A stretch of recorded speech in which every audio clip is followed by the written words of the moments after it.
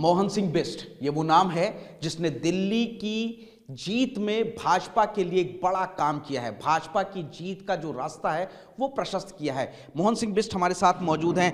मोहन जी, आप पहले करावल नगर से लड़ते थे, फिर भारतीय जनता पार्टी ने आपको मुस्तफाबाद से उम्मीदवार बनाया। बहुत तगड़ी फाइट थी, आपने जीत हासिल की और बीजेपी के लिए एक सबसे बड़ी जीत में ये जगह शामिल रही है। इसको कैसे देखते हैं आप? निश्चित रूप से 1998 से लेकर के 2008 तक मैं इस क्षेत्र का एमएलए भी था और एमएलए होने के बाद बहुत से ऐसे कार्य मेरे द्वारा किए गए थे, चाहे सड़क बनाने का हो, पीने के पानी का हो, बिजली नहीं थी बिजली का हो, स्कूल नहीं थे, बहुत से ऐसे कार्य हुए।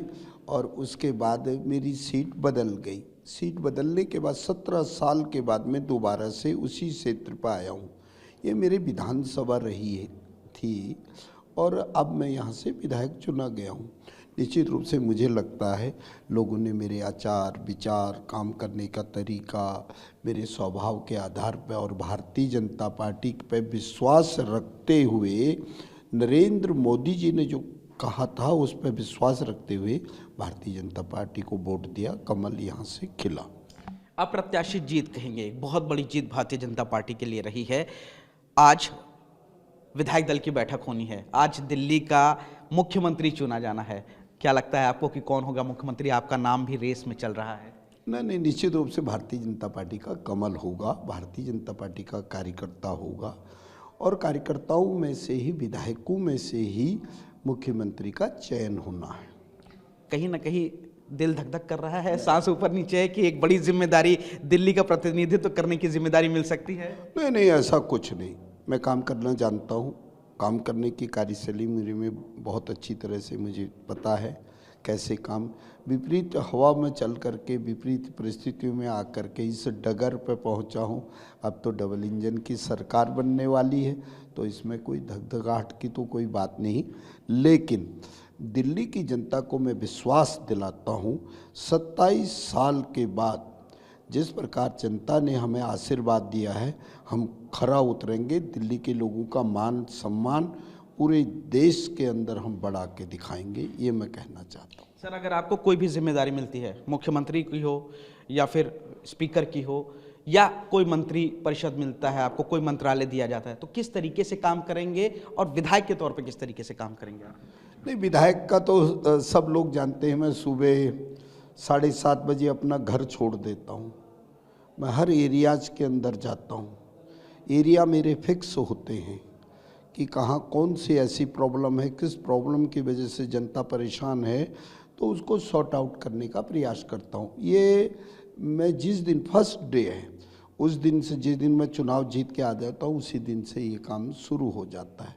और यदि पार्टी कोई जिम्मेवारी देगी तो उसी के अनुरूप उसको भी उसी तरह से किया जाएगा। दिल्ली के अंदर एक नई मिसाल मेरे माध्यम से डाली जाएगी कि मैं मंत्री नहीं, न मैं संतरी नहीं, एमएलए मैं जरूर हूँ। मैं जनसेवक के रूप में जनता के बीच में जाके हर समस्याओं का समाधान एट द स्पॉट मैं उसको करने का प्रयास करूँगा।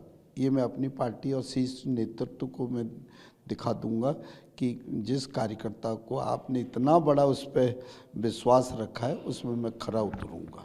सर, बीजेपी की बात करी जाए, बीजेपी को जनता ने चुना है, बीजेपी के सामने बहुत सारी चुनौतियां हैं। यमुना की सफाई एक बहुत बड़ी चुनौती है। अभी तक यमुना की सफाई नहीं हुई, लेकिन बीजेपी ने जब जीत हासिल की, सरकार नहीं बनी है और यमुना में मशीनें उतर गई, सफाई कर रही है। यमुना की सफाई और दूसरे और कौन से काम होंगे जो प्रायोरिटी पे होंगे, जो आप लोग करना शुरू करेंगे? ना, निश्चित रूप से यमुना मैया का सम्मान करना हमारा नैतिक दायित्व बनता है। दायित्व ही नहीं, ये हमारी पहली प्राथमिकता है। यमुना के अंदर जितने भी नाले गिर रहे हैं, उन नालों को एक चैनल के माध्यम से उसको हम सिस्टमेटिकली कर देंगे और उसी में से हम एसटीपी या ईटीपी प्लांट लगा करके जो स्वच्छ पानी होगा ये यमुना में जाएगा, जो गंदा पानी होगा वो खेत और खलिहानों में जाएगा, साग सब्जियों के लिए उसको हम देंगे।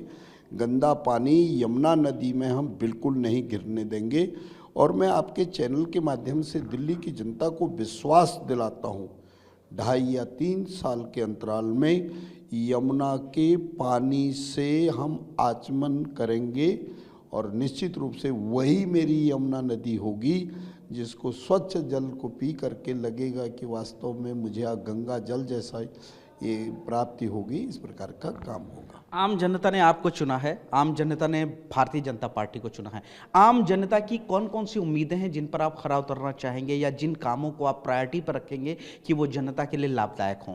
ना, निश्चित रूप से हमारी बहुत सी डिमांड्स ऐसी हैं जिसकी वजह से दिल्ली की जनता परेशान है। जैसे आप देख लीजिए कि सड़कों का, प्रदूषण का, पीने की पानी की समस्या, स्कूलों की समस्या, हॉस्पिटल की समस्या, इंडस्ट्रीज के लिए दिल्ली कोई अपना वो नहीं है। यहाँ तो बाहर के लोग रोजी रोटी रोजगार करने यहाँ आते हैं और यदि जब तक हम बराबर के प्रदेशों से ज़मीन हम एक्वायर करके इंडस्ट्रीज नहीं बसाएंगे तो मेरे को लगता है रोजी भी नहीं, रोटी भी नहीं, रोजगार से वो वंचित रह सकते हैं।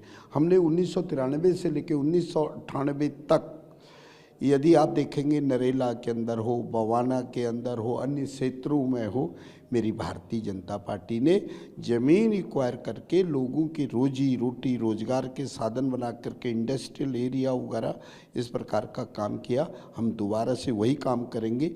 और दूसरी बात, पीने के पानी के नाम से जिस प्रकार से हम हिमाचल हो, आपका पंजाब का एरिया हो, हरियाणा का एरिया हो, इनसे तो हमारा समझौता होगा ही होगा पानी के नाम पे। लेकिन उत्तर प्रदेश के साथ 2015 से लेकर 2017 तक एक हमारा करार था। वो करार था कि गंग नहर से वो हमको 100 MGD पानी उत्तर प्रदेश की सरकार देगी। हम खेत और खलियानों के लिए जो गंदे नाले यमुना में गिरते थे उस पानी को हम खेत और खलियानों तक उत्तर प्रदेश तक देने का काम करेंगे, जिससे हमारी खेती भी ना सूखे, खलियान भी ना सूखे, किसान को भी लगे कि वास्तव में भारतीय जनता पार्टी की डबल इंजन की सरकार दोनों प्रदेशों में है।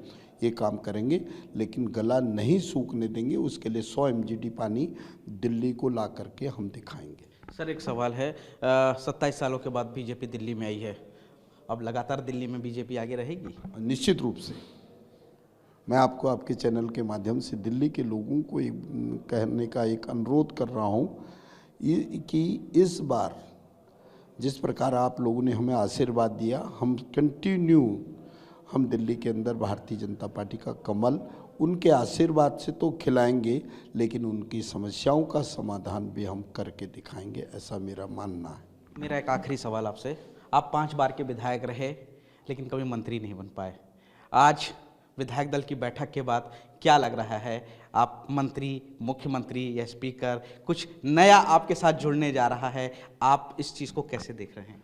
नहीं, मुझे अभी तक कोई पता नहीं है, लेकिन पार्टी मुझे जो भी जिम्मेवारी देंगी वो सिरोधार समझ करके मैं उसके पालन करने का प्रयास करूंगा। ना मैं कहीं मुख्यमंत्री की रेस में हूं, ना मैं कहीं संतरी की रेस में हूं, ना कहीं मैं स्पीकर की। पार्टी जो मुझसे अपेक्षा करती होगी, जो मुझे देगी, मैं सहर्ष स्वीकार करूंगा और उसको निभा करके पार्टी को ये विश्वास दिला दूंगा कि ये काम हम कर सकते हैं, ऐसा प्रयास करूंगा। मोहन सिंह बिष्ट, बेहद कद्दावर नेता, भारतीय जनता पार्टी की जीत में शामिल एक बहुत बड़ा नाम, जो कि दावा कर रहा है कि अगर पार्टी उन्हें कोई भी जिम्मेदारी या पद देती है तो उसका निर्वहन करेंगे, और नहीं भी देती है तो भी वो जनता के लिए पूरी तरीके से काम करेंगे ताकि अगले सालों साल भारतीय जनता पार्टी का कमल दिल्ली में खिलता रहे।